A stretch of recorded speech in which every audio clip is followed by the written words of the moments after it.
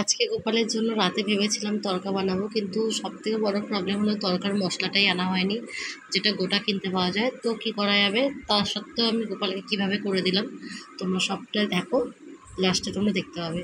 তো রাধে রাধে বন্ধুরা, welcome back to my channel. তো তোমরা সকলে কেমন আছো? আশা করি ভালোই আছো, আর আমিও কিন্তু খুব ভালো আছি। আর দেখো, সকাল সকাল গোপাল সোনার ভোগ দিয়ে পালন করে নিয়ে রান্নাটা চাপিয়ে দিয়েছি। তো আজকে পালনের বিস্কুট দিয়ে করেছি, আর দিয়ে গোপালের জন্য দুপুরের জন্য পটল ভাজা আর রসা করছি সোয়াবিনের। তো আজকের একটু সোয়াবিনটা একটু মানে অন্যরকম। এত বড় বড় সোয়াবিন আমি এই প্রথম খেলাম জীবনে, আর খুবই ভালো লেগেছে খেতে। তো তোমাদের সকলকে দেখানোর জন্য আজকে ভিডিওটা।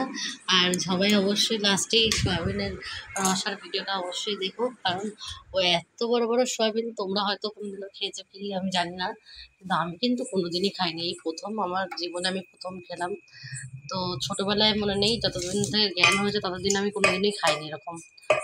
তো দেখো সোয়াবিনগুলো কত বড় বড় দেখতে পাচ্ছ, মানে এত বড় বড় সোয়াবিন মানে আমি জীবনে দেখিও নি, মানে এত ভালো খেতেও, এত ভালো কল্পনা করা যায় না, এত ভালো। আমি ভেবেছিলাম হয়তো অত ভালো হবে না, তো খুবই ভালো। তো তারপরে আবার দেখো, সয়াবিনটা করে নিয়ে আজকে কিন্তু আমার অনেক কাজ ছিল, আমার একটু বাজারে যাওয়ার ছিল, একটু দরকার মেটানোর ছিল। তো ওই জন্য আমি সকাল সকাল রান্না করে নিয়েছি, আর আজকে বেশি পদ রান্না করবো ভেবেছিলাম, কিন্তু আর হয়ে উঠলো না, যেহেতু এক জায়গায় যাওয়ার কথা ছিল। আর এখনও কিন্তু আমার অনেকটা টাইম লেট হয়ে গেছে, আজকে আমার পিসি ওরা এসেছিলো, তো এই জন্য অনেকটা লেট হয়ে গেছে। আর ওদের সাথে দুটো বাচ্চা পুচকু মেয়ে এসেছিলো, সেই যমজ মেয়েরা তারা এসেছিলো, ওই জন্য একটু গল্প করতে লেট হয়ে গেছে। আর এখন দেখো আমি গোপালের জন্য তরকাটা বানিয়ে ফেলেছি, তারপরে কিন্তু আমি আটা মাখছিলাম আর তোমাদের সাথে ভিডিওতে সাউন্ড দিচ্ছিলাম। তো সাউন্ড দেওয়ার পর গোপালের ভোগটা লাগাতে হবে। তো তাড়াতাড়ি করে রাখছি ভিডিওটা, যাতে তোমাদের সাথে সবটুকু শেয়ার করতে পারি। আর রান্নাটা হয়ে গেলেই আমি কিন্তু গোপালের ভোগটা লাগিয়ে দেবো। তরকা কিন্তু আমাদের হয়ে গেছে অলমোস্ট ডান, কিন্তু তরকাটার পরে এখন রুটিটা বাকি। তো রুটিটা একটু গরম জল দিয়ে মাখছি, তাই জন্য ময়দাটা, তো ওই জন্য একটু টাইম লাগবে, তাই তো অপেক্ষা করে নিচ্ছে। সেই টাইমটুকু নষ্ট না করে আমি তোমাদের সাথে ভিডিওটা শেয়ার করে নিচ্ছি। আর এই যে দেখো, সোয়াবিনের তরকারিটা আজকে এত ভালো হয়েছিল, মানে খুবই ভালো হয়েছিল, আর এত সুন্দর খেতে সোয়াবিনটা, মানে কল্পনার বাইরে। তো যারা যারা খাওনি, আর তোমাদেরকে প্যাকেটটাও দেখিয়ে দিলাম, চাইলে তোমরা এই প্যাকেটটা দেখেও কিনতে পারবে, ওই জন্য দেখিয়ে দিলাম। আর এই দেখো, একদম মশলাটা একদম কষা কষা করে করেছে, আর খুব টেস্টি হয়েছিল। তো আমি একটু ঝোল কমই রাখি সব কিছুতে, তোমরা হয়তো ফলো করো। আর যখন খুবই শরীরটা খারাপ থাকে তখন একদম পাতলা ঢেকে ঝোল খাই। আর এদিকে অল্প জল দিয়ে আমি কিন্তু সোয়াবিনটাকে কষিয়ে নিচ্ছি। তো কষানোর পর আবার ঢাকনাটা খুলে নিচ্ছি, খুলে নিয়ে আমি দেখো এর মধ্যে আবার একটু মিক্সি ধোয়া জল ছিল, মিক্সির বাটিটা ধোয়া জল, সেই বাটিটায় এক বাটি জল দিয়ে দেবো। আর হ্যাঁ, এটা ফোড়নে দিয়েছিলাম শুকনো লঙ্কা আর জিরা ফোড়ন দিয়েছিলাম। আর পেস্টের মধ্যে ছিল টমেটো, কাঁচা লঙ্কা আর আদা। আর গুঁড়ো মশলার মধ্যে ছিল লঙ্কার গুঁড়ো, জিরের গুঁড়ো আর ধনের গুঁড়ো। আর হলুদ তো আছেই, আর নুন তো আছেই। তো এগুলো দিয়েই কিন্তু কষিয়ে নিলাম, আর কষানোর পর ঢেকে দিলাম। ঢেকে দেওয়ার পরে 10-15 মিনিটের মধ্যে কিন্তু আমার তরকারিটা একদম রেডি হয়ে গেছিলো। আর তার মধ্যে আমি আবার সময় পেয়ে গেছিলাম, তার মধ্যে আবার গোপাল সোনাকে একটু ছাতু ভোগ লাগিয়ে দিয়েছিলাম, কারণ আমার আবার টিউশন পড়াতে যেতে হবে। টিউশন পড়িয়ে এসে আমি আবার গোপালকে 12টার মধ্যে আবার ভোগ লাগিয়ে দিয়েছিলাম। 12টার মধ্যে ভোগ লাগিয়ে আবার প্রসাদ পেয়ে আবার মায়ের সাথে আমি আবার বাজারে গেছিলাম।